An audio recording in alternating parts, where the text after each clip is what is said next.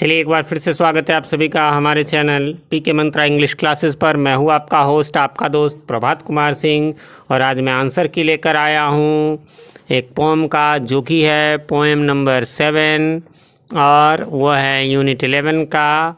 किसका? तो गुलमोहर reader part 8 के 9th एडिशन का, और उस पोएम का नाम है मार्शलैंड्स, जिसकी पोएट हैं एमिली पॉलिन जॉनसन। तो इसी के आंसर की को आज हमें जानना है। एज़ यूजुअल आप सब जानते हैं, जैसा कि पहले रहता है अंडरस्टैंडिंग द पोम, है ना, और उसके अंतर्गत क्या रहता है, आंसर दीज क्वेश्चंस, तो उसी को हम लोग जानेंगे। चलिए, तो पहला क्वेश्चन क्या कहता है? The speaker refers to the edge of the sky as its lip, है ना। स्पीकर जो है आकाश को लिप की तरह कहता है। तो वाट हैज़ शी कहती है, what has she described the lip of the sun lost, how has it lost the sun, है ना। क्यों वो जो है वो सन लॉस्ट कहती है स्लिप को, और ऐसा है ना, कैसे जो है ये सन को लॉस्ट कर दिया है। चलिए, तो कहता है कि marshlands by Emily Pauline Johnson portrays a pristine picture of marshland. बहुत ही शानदार पिक्चर किया है मार्शलैंड का। मार्शलैंड आप जानते होंगे, वो जो जहाँ पर कि दलदल होती है, जहाँ पर कि अक्सर बारिश होती है ना। Untouched by the human activities, वहाँ पर ह्यूमन एक्टिविटीज़ न के बराबर होती है। साइलेंस कैरेक्टराइजेज, है ना, वहाँ पर शांति जो है वो वहाँ की गुण है the marshlands. Making the imagery more विविध, हालांकि वहाँ पर का इमेजरी बहुत विविध है। एक बात और, हाँ, आपने यदि मैंने इस पोएम को लाइन बाय लाइन हिंदी में एक्सप्लेन कर दिया, यदि आपने नहीं देखा है तो उसे देख ले, लिंक ऊपर आई बटन में है और डिस्क्रिप्शन में भी है। ज़रूरी है, क्योंकि जब तक आप पोएम को अच्छे से नहीं समझेंगे तो मतलब क्वेश्चन आंसर उतने अच्छे से नहीं समझ में आएंगे, और हमें दोनों को समझना है। इसी प्रकार चैप्टर समझ ले फिर क्वेश्चन आंसर समझे, तो क्या होता है कि एग्जाम में हमें रटंत विद्या वाली बात नहीं है। चलिए, अभी आपके 8th क्लास में है, बट 10th या 12th जो बोर्ड होंगे उसमें एक भी क्वेश्चन आप रट भी लेंगे, सारे क्वेश्चन आंसर एक भी नहीं आएंगे। तो आपको उस टेक्स्ट को अच्छे से पढ़ना है। तो आदत अभी से लगा लेनी है, अगले क्लास 9 से ही ये सिस्टम हो जाएगा, तो अभी से आदत लगा ले तो बेटर होगा। चलिए, the first stanza describes the sky that is looking down at the marshes. Down, ये ऐसे भी ना, वो आप होराइजन में होता है ना, आप छत पे चढ़ जाओ काफ़ी ऊंची मंजिल पे, तो एक जगह तो कहीं ना कहीं आसमान और धरती मिलता नज़र आएगा ना, या शहर है तो मकान नज़र आएगा, मार्स है तो मार्स से मिलता हुआ नजर आएगा। तो इसलिए वो कह रहा है the lip is sun lost because the sun has almost vanished from the sky. बारिश का मौसम है ना, इट इज़ क्लाउडी, है ना, विथ एन इम्पेंडिंग स्टॉर्म, है ना, और एक हल्की सी जो है स्टॉर्म भी है। तो बारिश के मौसम में तो सीधी सी बात है सन लॉस्ट होगा ही, और जहाँ बारिश अक्सर होती है वहाँ पर तो अक्सर सूरज बादल से ढका ही रहेगा। चलिए, इसी का बी में कहता है व्हाट डज, है ना, what does the sun lost lip meeting the brim of the marsh look like, है ना। तो कैसा जो है वो उसका दिखता है। The thin wet sky yellows at the rim, है ना, किनारे पर येलोज हो जाता है, रिम किनारा, वैसे साइकिल में भी हमारा रिम होता है। When the sun lost lip touches the brim, the poet here is talking about the horizon. Horizon अभी मैंने कहा ये क्षितिज हिंदी में बोलते हैं, which is reflecting some sunlight in contrast to the overcast sky above the marshland. वो जो ऐसे भी होगा ना, सूरज ढका रहेगा तो उसकी पीलापन जो है, लालीपन जो है थोड़ी आएगी। बरसात है तो पीलापन रहेगा। फ्रेश मौसम में यदि बादल मतलब जब बारिश नहीं हो रही है तो थोड़ा लालिमा भी हो सकता है। सेकेंड क्वेश्चन का था what is in the marsh look like large cup of gold, है ना, क्यों वो जो है बड़े से सोने का कप जैसा लगता है। Can you explain why they have been describe like that, है ना, कि वो इस तरह के क्यों डिस्क्राइब किए गए। एक डबल के हो गया है, वो प्रिंटिंग मिस्टेक है।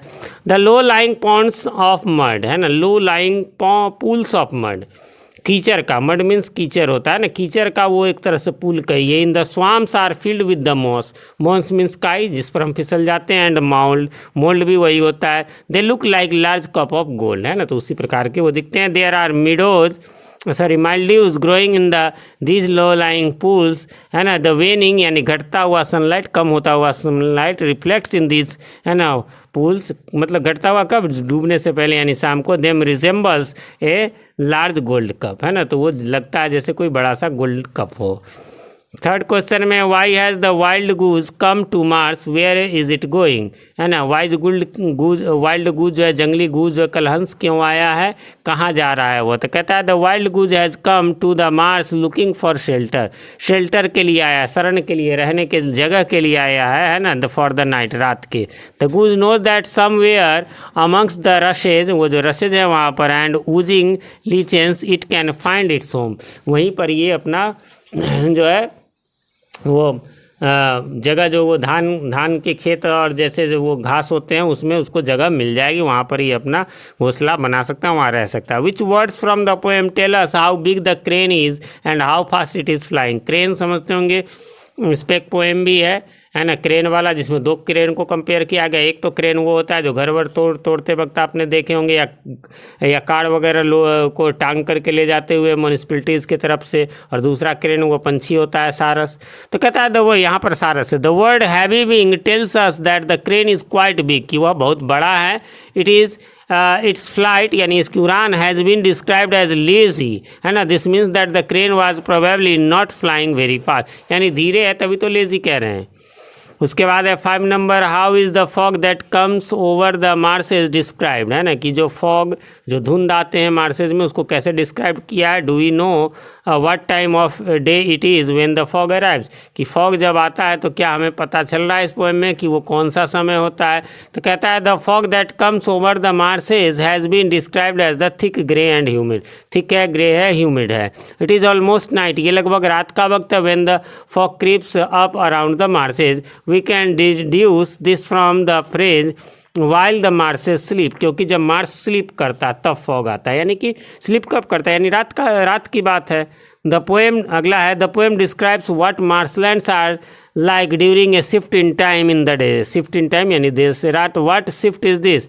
The poem describe the appearance of the marshland during the sunset, sunset के समय ही तो वो शिफ्ट का चेंज होता है ना, डे से नाइट होता है। जैसे कोई ड्यूटी करता है तो डे शिफ्ट नाइट शिफ्ट होता है, वैसे ही है।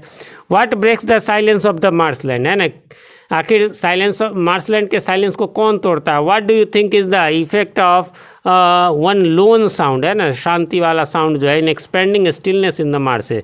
तो it is nagging monotony the lizard shrills his tune, है ना, लीजर्ड जो है, छिपकली कह लीजिए, तो his tune from among the marshland, वो मार्सलैंड में आता है। This tune breaks the silence of the swamps, है ना, जो वो उसके ढेर हैं उसके साइलेंस को तोड़ता है। The effect of one lone sound is infinity of stillness makes the impact of silence profound, उसको एक ही जब साउंड आए तो वो और ज़्यादा प्रोफाउंड बनाता है। It in fact imagines the silence and eventually gets engulfed by it, सही पूछिए तो यह जो है मैग्नीफाई करता है साइलेंस को और फिर से ये इनगल्फ्ड हो जाता है, निगल लिया जाता है, यानी साइलेंस में यह भी खो जाता है। 8 नंबर क्वेश्चन है कि have the marshland change from the first stanza to the last, क्या फर्स्ट से लास्ट में चेंज हुआ है। Compare how differently they look and feel, कितना वो डिफरेंट लुक करते हैं, मतलब दिखते हैं फर्स्ट से लास्ट स्टैंजा में। तो इसका है कि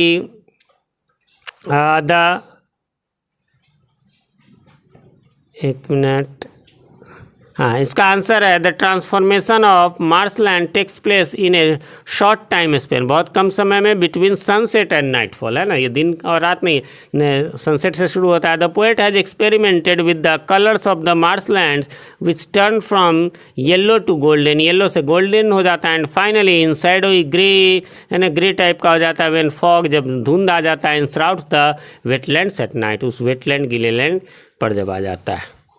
अगला है हमारा अप्रिसिएटिंग द टेक्स्ट करके, ये भी रहता है। चलिए, there is a contrast of darkness and light, है ना, डार्कनेस और लाइट में एक कंट्रास्ट है, कंट्रास्ट समझते हैं, विरोधाभास है ना, इसके बारे में अपने कई वीडियोज़ में बताता रहता हूँ, तो इसलिए ज़्यादा यहाँ नहीं बता रहा हूँ। चलिए, in description of the pools of the water in the Mars what words bring out each of this characteristics, तो कहता है the word low lying and dark, है ना, डिपिक्ट द डार्कनेस, ये डार्कनेस को डिपिक्ट करता है, चित्रित करता है। और in the pools of the water in the Mars, in contrast, इसके जस्ट अपोजिट कह लीजिए, विरोधाभास कह लीजिए, द वर्ड्स ग्लिंट यानी चमक और cup of gold portray light in the pools, है ना, तो लाइट को भी दिखाता है, डार्कनेस को भी दिखाता है।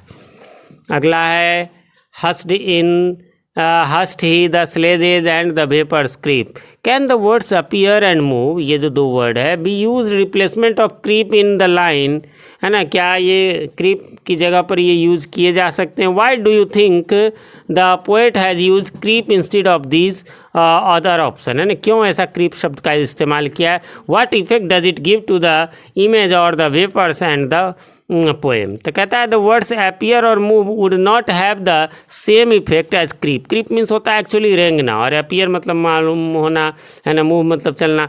Bye creep the poet depict the slow and eventual emergence of the fog across the marshland, है ना, मार्शलैंड के पूरे क्रॉस में कैसे धीरे धीरे रेंगते हुए, ये धीरे धीरे होता है ना, इसलिए धीमा के लिए ज़्यादा बेटर वर्ड है, ऐसा माना गया है. चलिए तीसरा hand, like a spirit swathed in some soft veil, है ना, steals twilight and shadows over the swell. कहता है in this line the poet has given movement, life and action to twilight, है ना. ट्विलेट कहते हैं गोधूली बेला, जो टिमटिमाते हैं तारे. Which word describe the movement of twilight, है ना. What kind of movement is it, कैसा मूवमेंट है? The word steals, steal mean वैसे तो चुराना आता है, describes the movement of the twilight. It is a fast and instant movement. The way something is stolen in the blink of an eye, ऐसे लगता है जैसे पलक झपकते कुछ चुरा लिया गया हो, है ना. तो सनसेट से सीधा सा ट्विलेट हो जाता है. गोधूली बेला, ये मैंने पोम में बताया हुआ है. गोधूली बेला का मतलब क्या होता है? गोधूली, है ना, गाय के 6 पैरों से धूली उड़ना, यानी कहने का मतलब कि जनरली शाम को जब गाय चढ़ के जाती थी तो एक साथ जब सभी चलते थे तो उसके पैरों से धूल उड़ती थी. ये शाम का वक्त होता है, उसको गोधूली कहते हैं. जैसे सुबह प्रभात बेला का गोधूली होता है, जैसे सुबह का सायं होता है या शाम होता है. बी में कहता है what creature has twilight been compare to, है ना, कौन से क्रीचर को जो है ट्विलेट से कंपेयर किया गया. And what way does twilight look और बिहेव लाइक इट, है ना, कैसे ट्विलेट जो है वो बिहेव करता है. तो कहता है twilight has been compare to a spirit और ए गोस्ट, है ना. ट्विलेट को कंपेयर किया गया एक स्पिरिट से या गोस्ट से. It is A shadowy and, है ना, कैलेंडस्टाइन, है ना, गुप्त छुपा हुआ. One can not predict it's motive, कोई इसके मोटिव को, इसके उद्देश्य को प्रिडिक्ट नहीं कर सकता, यानी कि पूर्वानुमान नहीं कर सकता. और नेक्स्ट कोर्स ऑफ एक्शन, है ना, या तो उसके मोटिव को और उसके कोर्स ऑफ एक्शन के आगे क्या करेगा, ये कोई पूर्वानुमान नहीं कर सकता. Now look at the last stanza and describe how the poet has brought the Mars alive. देखिए लास्ट स्टैंजा पे और बताइए कैसे उसने जो है सो वो अलाइव कर एकदम जीवित सा बताया है. जैसे would you describe the image created in the poem as beautiful और आर दे अनप्लीजेंट, क्या वो ब्यूटीफुल है या अनप्लीजेंट है. और does the beauty exist side by side with the unpleasant, या फिर अनप्लीजेंट के साथ साथ सुंदरता भी रहती है. Give example of images from the poem to support your answer, है ना, अपने आंसर के समर्थन में आप जो है इसका उदाहरण भी दीजिए. तो कहता है the imagery is created by the poem marshlands are beautiful, ये सुंदर है, नेचुरल सी बात है. एज वेल एज अनप्लीजेंट भी है. On one hand the poet describe the low lying pools as damp and mossy, है ना, उसको डैम्प और मॉसी मतलब गीले और काईदार मानते हैं. ऑन द अदर, वहीं दूसरी तरफ she compares them with large cups of gold, दूसरी तरफ जो है सोने का बड़ा सा कप मानते हैं. सी टॉक्स अबाउट वेलिएंट, यानी बहादुर क्रेन्स की बात भी कर रहे हैं. Flying over the swamps in the search of shelter, shelter के सर्च में. The next moment she depicts lichens clinging to the vegetation, कि लीचेन है वेजिटेशन में, तो मतलब तुरंत इस प्रकार से शिफ्टिंग होती है. बी कहता है do you think the poet is saying something about nature और the world using her choice of images, है ना, क्या वो नेचर के बारे में कुछ कहती है या फिर उसके जो है चॉइस ऑफ इमेजेस हैं कि वो जैसा चाहती है वैसा मतलब इसमें दिखाना चाहती है. तो चलिए इसके आंसर को जानते हैं. और इसका आंसर कहता है कि the poet use strong images in marshland to show natural environment in his own beauty, है ना. तो मार्शलैंड को जो है नेचुरल इन्वायरमेंट दिखाने के लिए इन इट्स ओन ब्यूटी, इसकी अपनी खूबसूरती में, अनटच्ड, जो कि इसको है ना, कोई खूबसूरत जगह तो लोग आते जाते घूमते, लेकिन ये अनटच्ड है.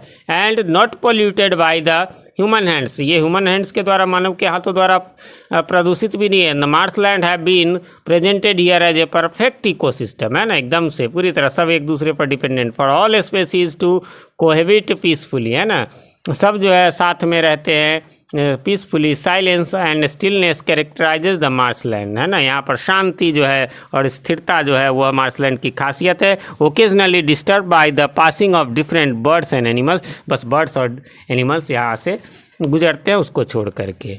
चलिए बस एक बच गया। Going further, do it your self है, आप इसको स्वयं से करने का प्रयास करें। ये वैसे ज़्यादातर टीचर्स इसको बनाने के लिए बोलते भी नहीं है, फिर भी ऐसी ज़रूरत हो आप ट्राई करें, अन्यथा कमेंट करें, कोशिश करूँगा मैं बनाने का। इतना लंबा वीडियो था, एक लाइक तो ज़रूर बनता है, लाइक ज़रूर कर दे। और हाँ, कोई किसी भी प्रकार की कोई कन्फ्यूजन हो तो कमेंट करें, और कमेंट करके हमें ये भी बताएं हमारे वीडियोज़ कैसे लगते हैं। मैं आपके कमेंट्स की को रिप्लाई करने की पूरी कोशिश करता हूँ। साथ में मैं कहना चाहूँगा, यदि आप हमारे चैनल पर नए हैं, चैनल को अभी तक सब्सक्राइब नहीं किया है तो इसे प्लीज़ सब्सक्राइब कर लें, और साथ में प्रेस कर दे बेल आइकन, जिससे इसी प्रकार के आपको गुलमोहर रीडर के पार्ट 7 और 8 के वीडियोस, साथ में आप जब अगले क्लास यानी 9 में जाएंगे तो 9, 10, 11, 12 के NCERT बुक्स के सॉल्यूशन आपको मिलेंगे। इसके अलावा बिहार बोर्ड के 11 और 12 के सॉल्यूशन भी हमारे चैनल पे मिलते हैं। तो सब्सक्राइब करके नोटिफिकेशन बेल ऑन कर दे। मिलते हैं अगले वीडियो में, तब तक के लिए हैव अ नाइस डे।